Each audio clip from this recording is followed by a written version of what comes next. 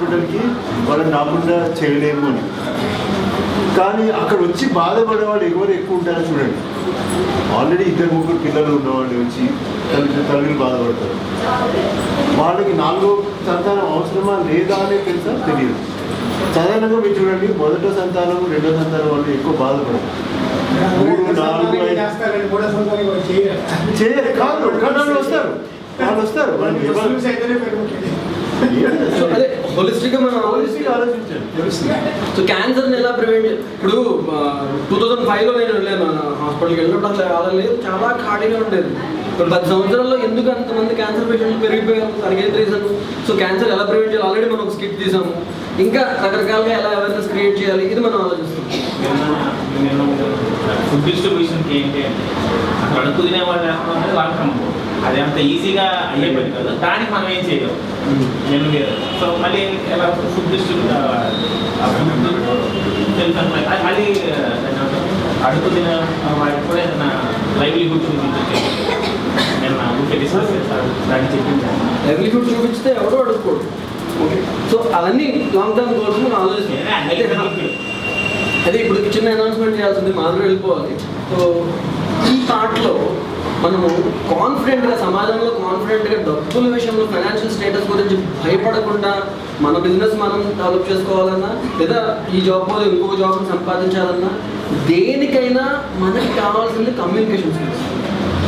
Business చేసుకోవాలన్నా ఇప్పుడు ఇంటర్వ్యూలో కూడా ఫస్ట్ ప్రిఫరెన్స్ ఇచ్చేది, చూసేది కమ్యూనికేషన్ స్కిల్స్ గురించి. ఈ కమ్యూనికేషన్ స్కిల్స్ గురించి నేను జస్ట్ ఇంటర్వ్యూలో చూస్తే ఫస్ట్ అదే రాసింది. ఏ జాబ్ ఇంటర్వ్యూకి వెళ్ళినా వీడి కమ్యూనికేషన్ స్కిల్స్ ఎలా ఉన్నాయని చూస్తారు. సో ఆ కమ్యూనికేషన్ స్కిల్స్ మన దగ్గర ఉన్నాయా, మనం వాటిని డెవలప్ చేసుకోవడానికి మనం ఎంత కష్టపడుతున్నాం. అది ఊరికనే వచ్చేవి, న్యాచురల్గా వచ్చేవి. ఎవరికి ప్రాక్టీస్ చేయాలి. నాకు అదొక ఆర్ట్. అది సో అలా ఆర్ట్లో ఆర్దేరు ఉన్న వాళ్ళు toast masters. Okay, toast masters అనే గ్రూప్ ఉన్నది. ఓకే, వాళ్ళు మంచి ఒరేటర్స్ని, అంటే కాకలు తిరిగిన ఒరేటర్స్ అనమాట. అనర్గళంగా గంటలు మెస్పరైజ్ చేసి మాట్లాడగలిగే అద్భుతమైన ఒరేటర్స్ని తయారు చేయడంలో దిట్టలు అనమాట. సో వాళ్ళు ఎలా తయారు చేస్తున్నారు అంటే, వాళ్ళు చాలా బేసిక్స్ నుంచి స్టార్ట్ చేస్తారు. ఒక అద్భుతమైన స్పీచ్ ఇవ్వగలిగేటంటే వాడు ప్రతి ఒక్క విషయాన్ని ఎంతో సునిశ్చితంగా పరిశీలించి ప్రాక్టీస్ చేసి మాట్లాడితేనే అలా స్పీచ్ ఇవ్వగలుగుతారు. సో ఆ బేసిక్స్ నుంచి నేర్పిస్తారు. అటువంటి టోస్ట్ మాస్టర్స్ దాంట్లోని మాధురి, ముందు మానస తర్వాత మానస చెప్పి మాధురి, వీళ్ళిద్దరూ చాలా లెవెల్స్ క్రాస్ చేసి ఆర్గనైజ్ చేసే లెవెల్కి వెళ్ళారు. సో శ్రీనివాస్ ఏమన్నాడంటే, మనం మాధురిని రిక్వెస్ట్ చేసి మన గ్రూప్కి మాధురి ద్వారా మనం ట్రైనింగ్ ఇప్పిద్దాం. సో దీని గురించి మాధురి చెప్తుంది.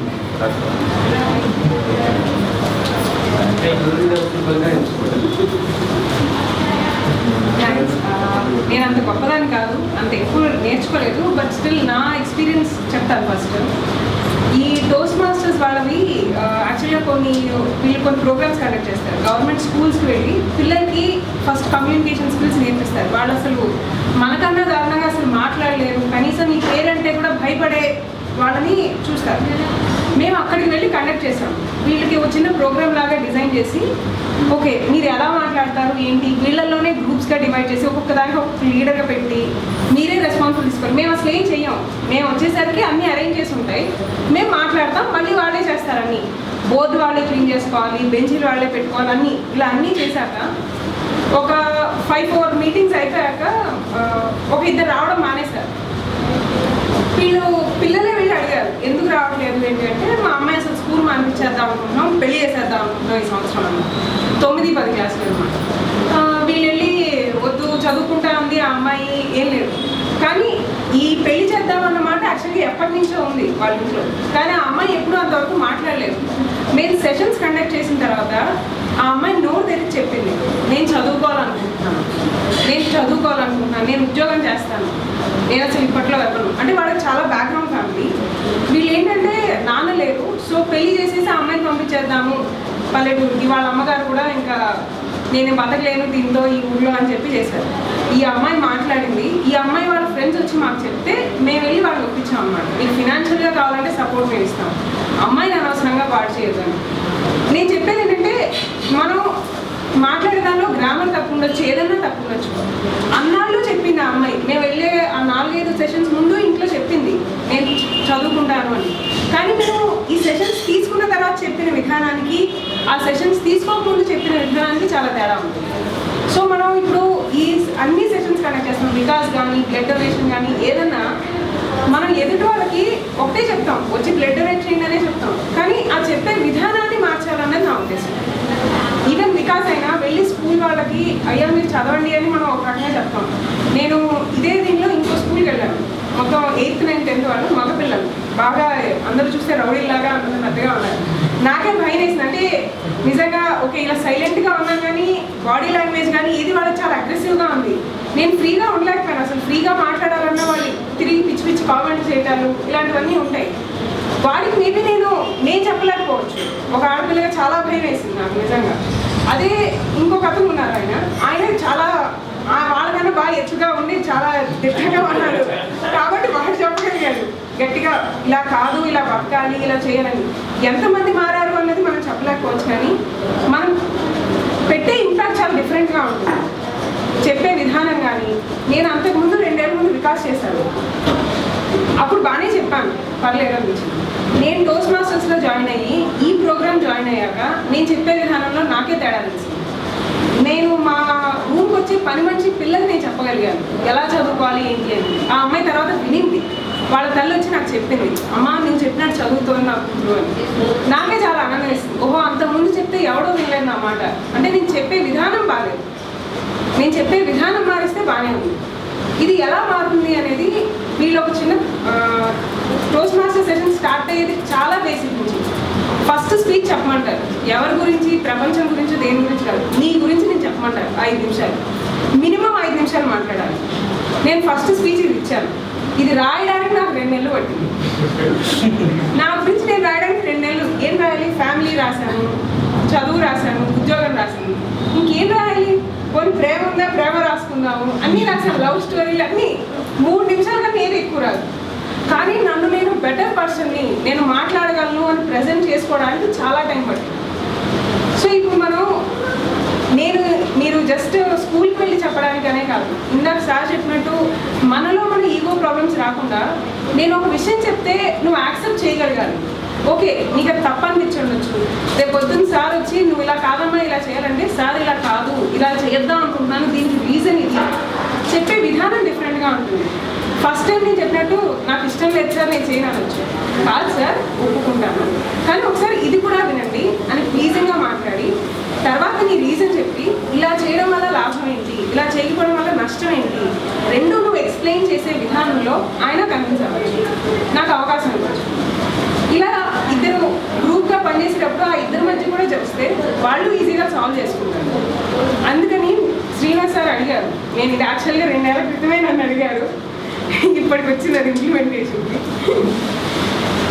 ఈ సెషన్స్ కండక్ట్ చేస్తాము, దీనిలో కొన్ని రూల్స్ అనేవి పెట్టారు, ప్లీజ్ ఫాలో అవ్వండి. అంటే స్ట్రిక్ట్గానే ఫాలో అవుతాను, నేను ఒప్పుకోదలుచుకోలేదు ఎవరన్నా ఇది నో అంటే. ఏదో ఒక లాంగ్వేజ్ చూస్ చేసుకోవాలి, ఇంగ్లీషు తెలుగు 2 కలిపి మాట్లాడకుండా. ఇంగ్లీష్ అంటే కొంతమందికి అప్పుడే రాకపోవచ్చు, అది రూల్ చాలా కష్టం. ఎందుకంటే ఇంగ్లీషే మాట్లాడాలంటే ఇంగ్లీష్ రాకపోతే నేను మాట్లాడలేను భయం వచ్చేస్తుంది.